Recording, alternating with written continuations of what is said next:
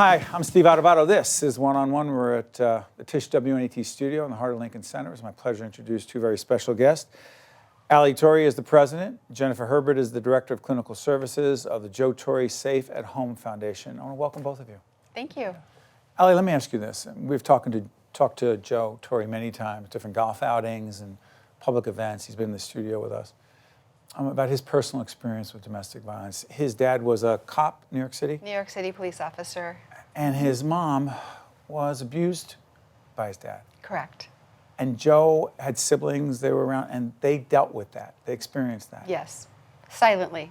Silently. Yes. And how the heck did you, I know Joe's often said that you got him to talk about this, which then led to this organization being created. How did you get him to talk about it?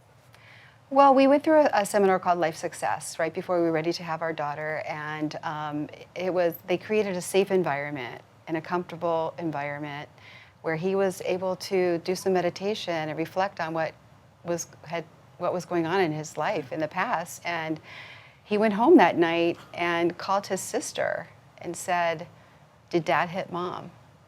And it was then that he started, understanding all of these nervousness, this like insecurity, and these feelings that he had kept within, not knowing where that came from.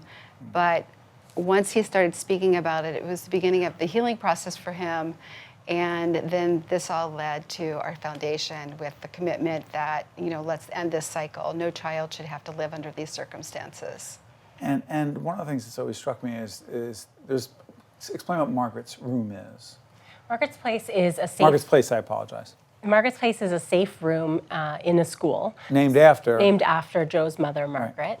And the school provides us with the space where all our services take place. And in that room is really a holistic blend of services, preventive services, intervention services for the whole school. So kids can come and have clinical services, individual counseling and group counseling. They can also be part of a peer leadership program. They can take part in other school-wide programming, school-wide campaigns. They can get involved in a number of different ways, supporting their friends and supporting students in the school. I'm often struck by this. By the way, what we're putting up as we see pictures of what goes on at the foundation. We're going to put up the website again. I'm curious about this. You talked about Joe not talking about it. Do you still, even today, as we go into 2019, there are a significant number of children, of women in these situations that, quote, don't talk about it? That's still. Correct. That's correct. Yes. Yeah. So it's something that in our society is really not that accepted. It's kind of this ugly issue. Many people think, well, what happens behind the home, closed doors at the home, that's their business. But the reality is there's so many children that, as you said, for every woman that goes into a shelter, 2 to 3 children maybe go with her. And it's not just women that are being hurt. It's like there's verbal abuse, emotional abuse. And the reality is that children that are living in these environments have the same type of dysfunction later in their life as it's really a form of child abuse. And so we are trying to address that. We work with the students. Students and adolescents are at the age where they're now starting to discover who they are outside of their family. And if you're living in an environment like that, it becomes very normalized. So the mission is to end the cycle because they don't even know if they're being abused, that's not normal. And so by giving them that safe space in a non-judgmental, confidential area, right, then they can start talking about it. And they're like, oh, so now they have choices. So what we do is we give them a safety plan. Number one is to keep them safe. We give them coping strategies. How are you going to deal with this? And sure. And giving them the opportunity, if they want to talk to somebody about it, they can. And then also to be an advocate for other students that are out there going through similar situations. Or there's just so many layers to it that there's cyber abuse, there's sexual assault, child abuse. So we really provide that safety net for these children that are in these school situations that might not have any type of other services available for them. The other thing that's fascinating to me is because Joe is such a public figure and an iconic figure in the sports world. There are professional athletes, as we speak, many sports, who are accused of, and they have in fact engaged in domestic violence against their loved ones, particularly the women in their lives. When a Joe Torre is out there speaking the way he is, to what degree does it have the potential with professional athletes to have them be more aware of their responsibility here? I think that Joe is such a role model, I think, not just for our students, but for the communities that we He sure is. That we serve in New York as a whole, that it really makes a profound statement, I think, when he stands up and speaks about his experience. And not just for athletes, but what about for children who, well, they're like, that's Joe Torre. You don't have to be a Yankee fan, but that's Joe Torre. He's a big, strong man who's accomplished these great things. But you talked about him feeling insecure, having vulnerability, having anxiety, largely a product of those childhood experiences. Absolutely, absolutely.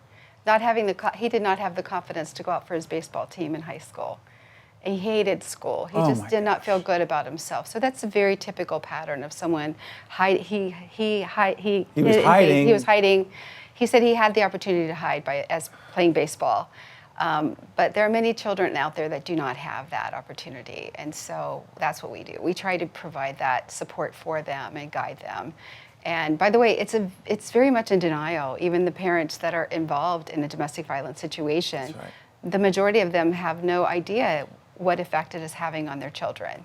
And so we not only have our programs in schools, but we do speak to parents and we do speak to teachers, and we have parent-teacher workshops. And so our goal is to get people aware of the fact that this is a very serious situation in this country. Absolutely. And by the way, I should let folks know that to disclose this part of it, every year I'm proud to host a golf outing that the folks at Cohen Resnick, one of the accounting firms, one of the largest in the nation, our good friend Frank Longobardi there, the CEO, very much involved.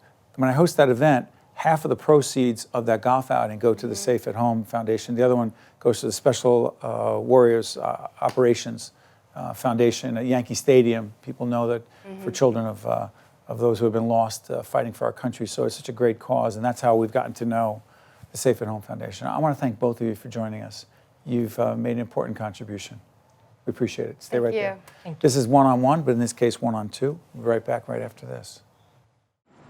One-on-One with Steve Adubato has been a production of the Caucus Educational Corporation, celebrating over 25 years of broadcast excellence.